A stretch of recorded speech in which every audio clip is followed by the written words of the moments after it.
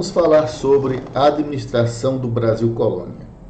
Essa fase que vai de 1500 a 1808, com a chegada da família real ao Brasil, é a nossa administração colonial. E nós temos aí 3 períodos, que são eles: o pré-colonial, que compreende o período de 1500 a 1530 e é caracterizado pela extração do pau-brasil.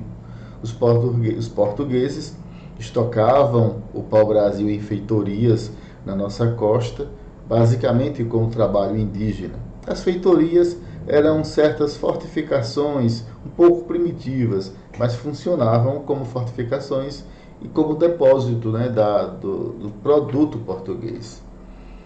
E nós temos então aí, após isso, as capitanias hereditárias, que foi aquele período em que os portugueses dividiram o Brasil, né, a sua terra, em faixas de terras. E essas terras eram administradas por fidalgos portugueses que recebiam essas terras para administrar e tinham seus direitos e deveres, né, que são pertinentes aos seus devidos cargos.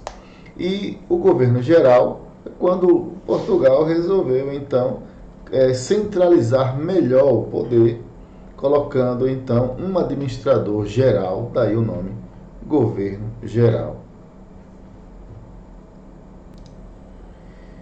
Então, em 1534, Portugal vai dividir o Brasil em 15 pedaços, né, em 15 quinhões, são 15 faixas de terra.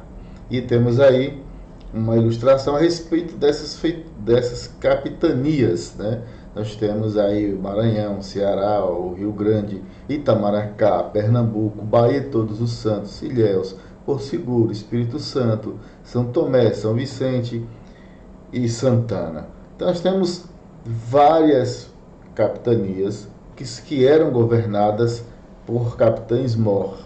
Cada faixa de terra tinha um administrador. Alguns deles tinham mais de uma capitania hereditária. Capitania hereditária porque era governada por um capitão-mor, e hereditária porque eles tinham o direito de passar a administração de pai para filho. Então os capitães donatários eram digamos, como governadores dessas terras, e eles recebiam essa doação através da carta de doação. A carta de doação era um documento em que atestava, e era atestado pelo rei de Portugal, a posse dessa terra. E o foral, que eram conjuntos de direitos, de leis, né, de artigos que davam ao capitão-mor, diziam quais eram os seus direitos e deveres. Aqui nós temos uma ilustração colorada, onde nós podemos ver que eles se surpreendiam com esse governo que era dado para eles, porque, veja bem, eles tinham todo o direito de explorar a terra, mas não vinha da sede da coroa, ou seja, de Lisboa, lá em Portugal, nenhuma, digamos, verba. Eles tinham que se virar com seus próprios recursos. E aqui nós temos uma ilustração ainda melhor, mais nítida, né, sobre essas capitanias. Nós podemos ver que tem destaque em 2 capitanias, que é Pernambuco e São Vicente. Então foi Duarte Coelho e Martim Afonso de Souza, os 2 únicos capitães-mor que conseguiram realmente fazer produzir, desenvolver essa terra, essas 2 terras, essas 2 capitanias. E por que isso aconteceu? Primeiro, porque lá nessas 2 regiões eles desenvolveram bem a cultura da cana-de-açúcar. E o açúcar era o produto mais valioso naquele tempo no mundo, o que mais gerava recurso no mundo, né, a grosso modo. E porque também as demais não prosperaram como elas, porque não tinham ou não desenvolveram em suas terras essa cultura da cana-de-açúcar, e as que tentaram não foram vitoriosas. E principalmente porque também havia muita falta de recursos. Vamos lembrar que o Brasil era apenas uma terra ainda a ser conquistada do ponto de vista da economia, né? Então, há muitos problemas financeiros, né? Lembrando que eles tinham que se virar com os próprios recursos. Não era como hoje, onde há verba para tudo, né? Em todas as áreas. A distância também daqui para a Europa, né, para a sede, era muito grande, assim como também as distâncias entre essas capitanias, né, de uma para a outra. Não havia as estradas que hoje nós temos, muito longe disso, praticamente eles estavam começando praticamente do zero, né? E também os conflitos, que eram muito grandes. Primeiro havia conflitos entre invasores que aqui chegaram, como holandeses, franceses, ingleses que tentaram, ou seja, vários povos tentavam, mas principalmente os conflitos entre os nativos, os índios e os colonos que vinham de Portugal, então eram vistos pelos nativos daqui como invasores também. Então, em 1548, a malfadada experiência das capitanias hereditárias faz com que o rei de Portugal tente uma nova forma de administrar.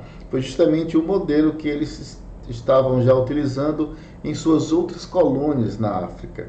E como era esse modelo? Então aqui nós temos um organograma um pouco básico, mas dá para entender. Então nós tínhamos a metrópole, que era Portugal, e as colônias. E no nosso caso, o Brasil era também uma colônia portuguesa. Então ficava representada dessa forma. Acima de tudo e de todos estava o rei, e abaixo nós temos aí o Conselho Ultramarino, que era uma entidade, um órgão ligado ao rei, que fazia toda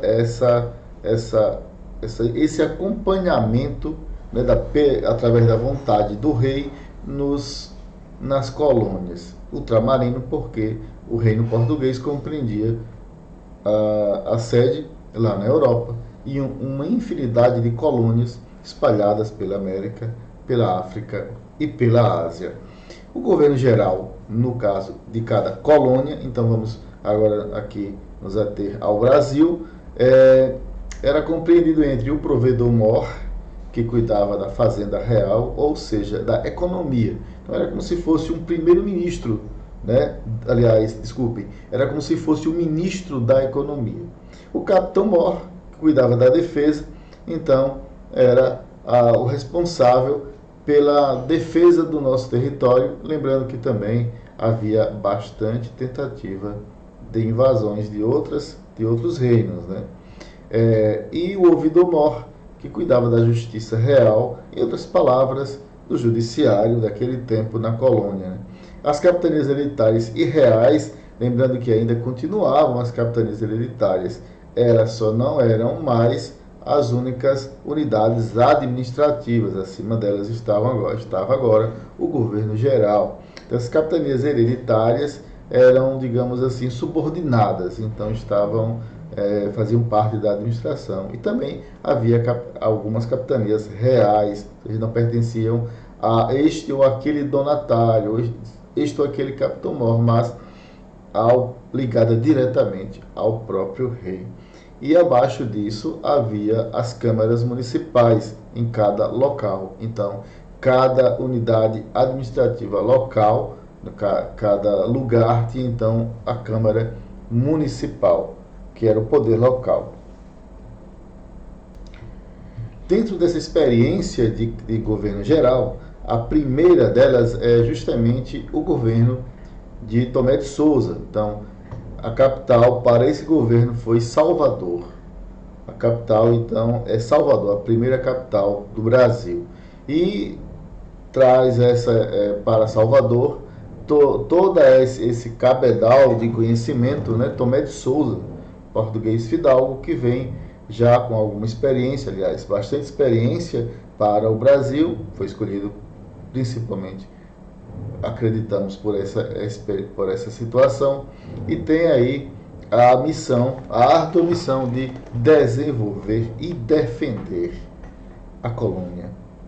da América Portuguesa, né? Nós temos aqui uma charge onde nós podemos ver o humor ligado a essa fase, né? Aí é anunciado: não podemos errar novamente, ou os brasileiros vão acabar falando francês. Então, aqui nós temos uma ironia a respeito do que estava acontecendo, né? A malfadada experiência com as capitanias hereditárias trazia um perigo enorme, porque sendo mal administrado, aliás, a colônia sendo mal administrada, corria grande risco dos franceses tomarem conta do Brasil. Eles tentaram várias vezes invadir e tomar as terras de Portugal. E se, o que diz a charge, se não fosse vitoriosa essa experiência, os franceses, enfim, poderiam realmente tomar o Brasil. Então, os brasileiros podem acabar falando francês, né? É o que diz a charge. Tomé de Souza, como falei, foi o nosso primeiro, então, governador-geral. Ele fica de 1549 a 1553. Então, ele está diretamente ligado à fundação de Salvador. Ele chega e funda, logo que chega, ele funda a cidade de Salvador, justamente num lugar que havia algumas habitações ligadas a pescadores, a pequenos agricultores. Então, ali ele cria a cidade de Salvador.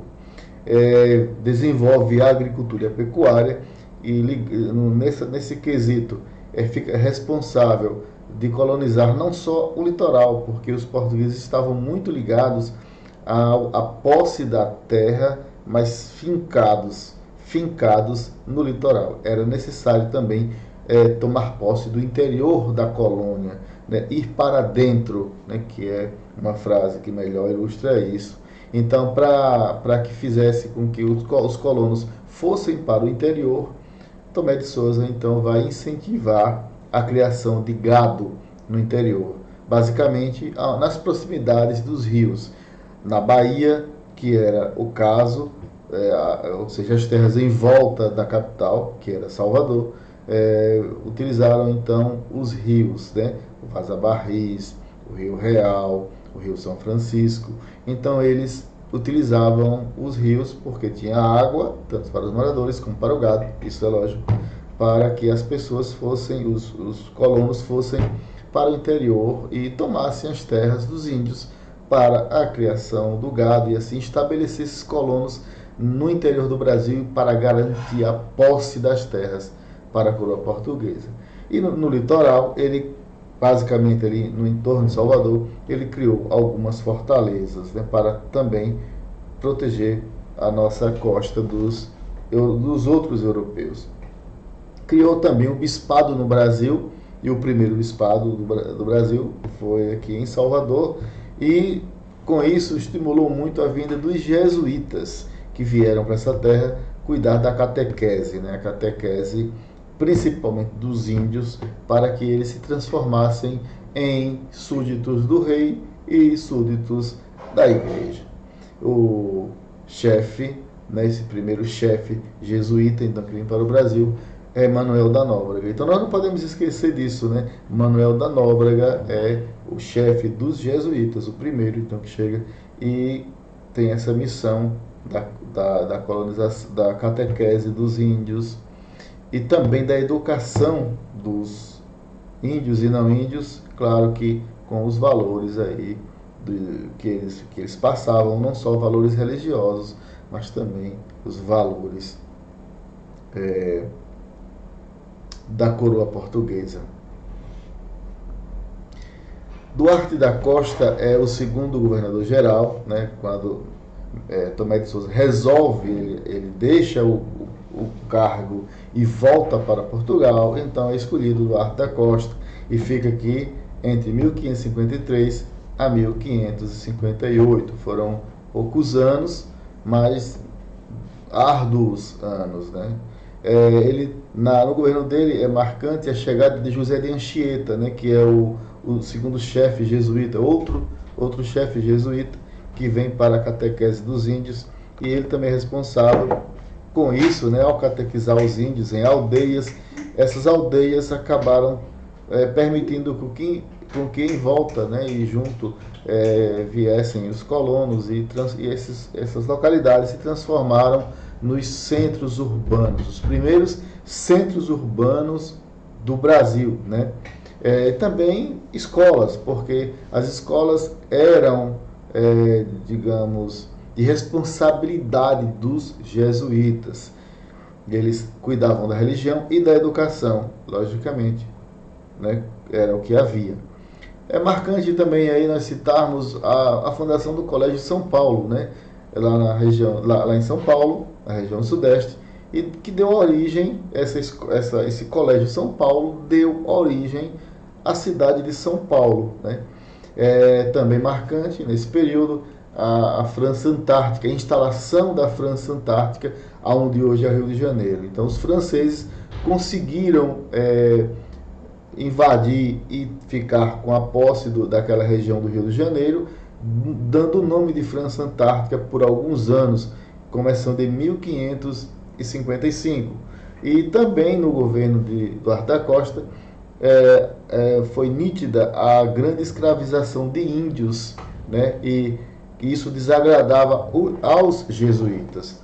Os jesuítas queriam educá-los e transformá-los em cidadãos da igreja e do Estado português.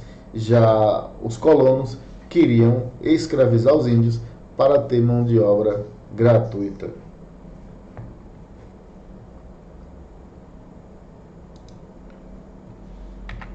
Mendes Sá. O governo Mendes Sá é compreendido entre 1558, com a saída de Eduardo da Costa, também preferindo voltar a Portugal, e ele fica então até 1572.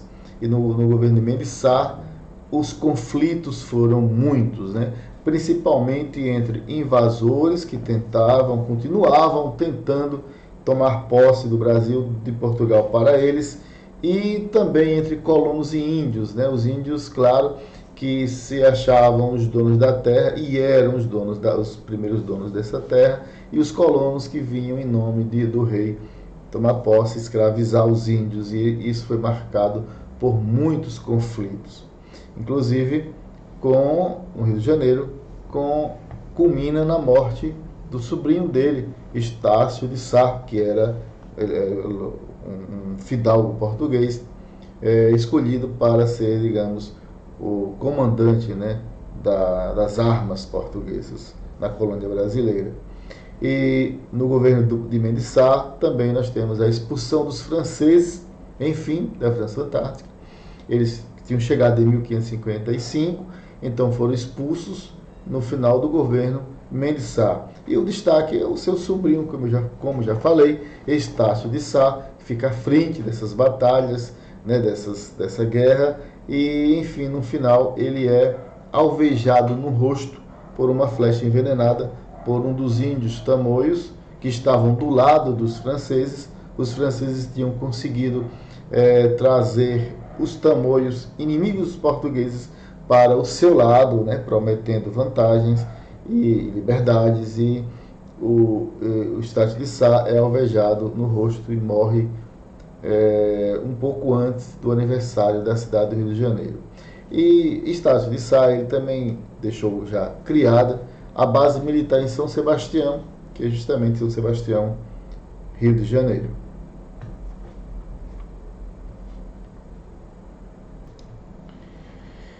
A atuação da Igreja Católica no Brasil colônia. Esse período em que os portugueses lutavam, faziam de tudo para continuar com a posse dessas terras aqui na América, coincide com o advento do protestantismo na Europa. Então, reinos do mundo, da Europa, faziam de tudo para conter o avanço do protestantismo em suas terras, tanto lá na Europa como aqui na colônia, né? Ou melhor dizendo, nas colônias que eram em todos os lugares do mundo, né? América, África e Ásia, haviam colônias dos países europeus. Então, a Igreja Católica, ela, ao lado da administração colonial, ela vai atuar junto à população. De que forma? Com a catequese, principalmente dos índios e também dos colonos, né? Porque eles tinham a função de educar o povo. Mas educar como? Eram os únicos educadores, eram os primeiros e únicos até então. Então eles cuidavam tanto da leitura e da escrita, são os rudimentos necessários para a educação daquelas famílias de colonos, mas como também de valores comportamentais. Então eles diziam o que podia e o que não podia. E eram muitas vezes confundidos, o poder da igreja era confundido com o poder do Estado. Né?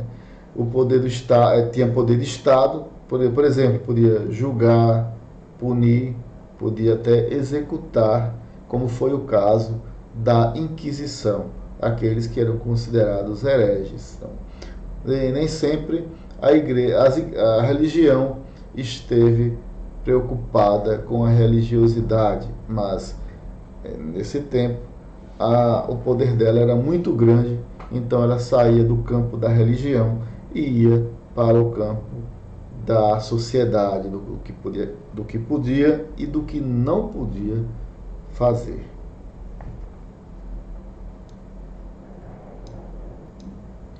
Então vamos analisar essa questão do Enem. Vamos ler o texto. No final do século XVI, na Bahia, Guiomar de Oliveira denunciou Antônia Nóbrega à Inquisição. A Inquisição era um instrumento da Igreja Católica que apurava fatos e julgava sobre crimes.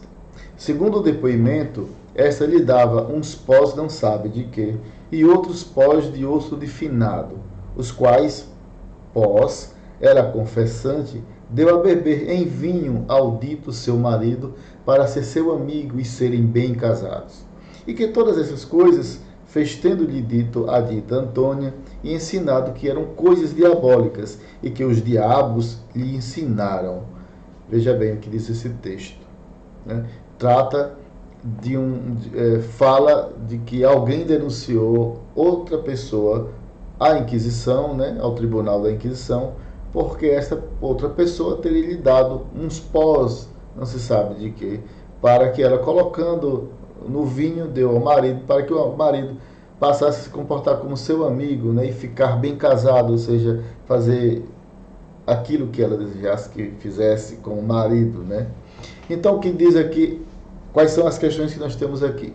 Primeiro, o problema dos métodos citados no trecho residia na dissimulação, que acabava por enganar o enfeitiçado. Então, essa não é essa alternativa, a alternativa correta, de acordo com o texto. Nós temos que interpretar o texto. E uma dica que eu dou aqui é que não nos atemos ao que está escrito, mas o que o texto quer dizer. Então, por que essa questão está errada? Porque aqui ela diz que ela insinua que trata, né, de métodos citados no trecho que residia na dissimulação. Aqui não fala, o foco da questão não é a dissimulação, né? No caso do que se contou, os pós que foram dados aí ao marido da outra não era por questões de simulação, né? Isso não vinha ao caso, não tem nada a ver com o texto. O diabo, letra B, o diabo era um concorrente poderoso da autoridade da igreja e somente a justiça do fogo poderia eliminá-lo. Então o texto também não faz, apesar de falar em diabo, mas o foco principal do texto não é sobre essa contraposição do diabo com a igreja. Tem um outro sentido, então não é essa a questão. C. Os ingredientes em decomposição das poções mágicas eram condenados porque afetavam a saúde da população. Não é o foco principal, repito, não é o que diz o texto sobre esses ingredientes fazerem mal à população. Né? Se faziam mal ou não entra no caso, não está no cerne da questão. Letra D. As feiticeiras representavam séria ameaça à sociedade, pois eram perceptíveis suas tendências feministas. É claro que a pessoa que deu os pós mágicos para que a pessoa desse ao marido, poderia ser considerada feiticeira, mas aqui não está tratando de feiticeira nenhuma com tendências feministas. Então, claro que essa é uma questão errada. A letra E. Os cristãos deviam preservar a instituição do casamento, recorrendo exclusivamente aos ensinamentos da igreja. Essa é a questão correta, porque realmente o que trata toda esse contexto é de que tratava-se de questão comportamental, aquilo de procurar alguém para fazer pó, para que o outro se comportasse de tal forma, que é o que aborda, o que vem mais ao caso, porque a igreja é que tinha autoridade sobre o que devia e o que não devia fazer, sobre o casamento, sobre o comportamento do marido e da esposa, e não exatamente o que foi tratado, né, nas outras alternativas. Os cristãos deviam preservar a instituição do casamento, é o que vem ao caso, recorrendo exclusivamente aos ensinamentos da igreja. Exatamente. A igreja ditava a ordem no Brasil colônia. Então, até aqui, ficamos aqui, né? E até o próximo encontro.